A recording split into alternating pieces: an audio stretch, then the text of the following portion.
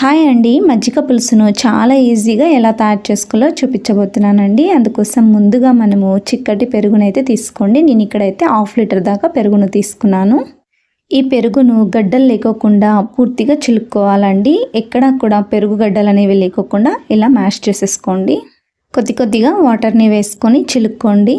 నేను ఇక్కడ వచ్చేసి పుల్లటి పెరుగునైతే తీసుకున్నానండి. మీరు ఏ పెరుగునైనా సరే తీసుకోవచ్చు. కాస్తంత పుల్లగా ఉంటే మజ్జిగ పులుసు అనేది చాలా టేస్టీగా ఉంటుందండి. అందుకోసమే కాస్తంత పుల్లగా అయ్యే మజ్జిగనైతే తీసుకోండి.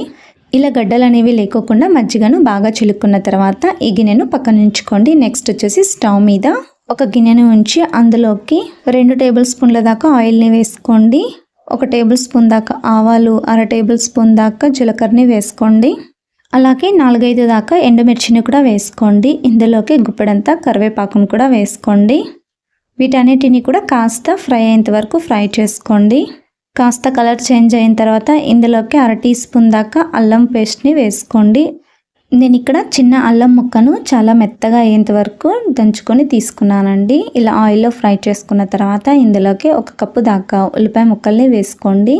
నెక్స్ట్ ఇందులోకి 1 కప్పు దాకా పచ్చిమిర్చిని వేసుకోండి. మీ స్పైసీని బట్టి పచ్చిమిర్చిని యాడ్ చేసుకోండి. పెరుగు అనేది చాలా పుల్లగా ఉంటే కారం అనేది ఎక్కువగా పడుతుందండి. అంతగా మనకు పెరుగు అనేది పుల్లగా లేకపోతే కారం అనేది తక్కువగా పడుతుందండి. పెరుగును బట్టి కూడా మీరు కారాన్ని యాడ్ చేసుకోండి. ఈ ఉల్లిపాయ ముక్కలు త్వరగా వేగడం కోసము 1/2 టీ స్పూన్ దాకా ఉప్పును వేసుకొని ఒకసారి బాగా కలిపేసి ఫ్రై చేసుకోండి. ఉల్లిపాయ ముక్కలు పచ్చిమిర్చి సాఫ్ట్ అయ్యేంత వరకు కూడా ఫ్రై చేసుకోండి. ఉల్లిపాయ ముక్కలు వేగిన తర్వాత ఇందులోకి 1/2 టీ స్పూన్ దాకా పసుపును వేసుకొని ఒకసారి బాగా కలపండి. 1 నిమిషం పాటు పసుపు వేసుకున్న తర్వాత ఫ్రై చేసుకోండి. పచ్చివాసన పోయేంత వరకు ఫ్రై చేసుకుంటే సరిపోతుందండి. 1 నిమిషం తర్వాత ఇందులోకి ఇందాక చేసి పెట్టుకున్న మజ్జిగని మొత్తం కూడా ఇందులోకి వేసుకోండి. మజ్జిగను వేసుకున్న తర్వాత స్టవ్ ఆఫ్ చేసేసుకోండి. ఆ వేడికి సరిపోతుందండి. మరి మనం ఎక్కువగా కాచితే గనక మజ్జిగ మొత్తం కూడా విరిగిపోతుందండి. అందుకోసమే వేసుకున్న వెంటనే స్టవ్ ఆఫ్ చేసుకోండి. ఫైనల్గా చిన్నగా కట్ చేసి పెట్టుకున్న కొత్తిమీరను వేసుకొని ఒకసారి బాగా కలపండి. ఇప్పుడు ఒకసారి టేస్ట్ చూసి మీ రుచికి సరిపడంత ఉప్పును యాడ్ చేసుకోండి.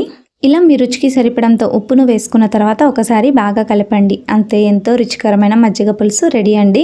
వేడి వేడి రైస్లోకైనా ముద్దలోకైనా చాలా రుచిగా ఉంటుందండి మజ్జిగ పులుసు. తప్పకుండా ట్రై చేయండి. ఇలాంటి మరెన్నో మంచి వీడియోస్ కోసం నా ఛానల్ని సబ్స్క్రైబ్ చేసుకోండి. Thank you for watching.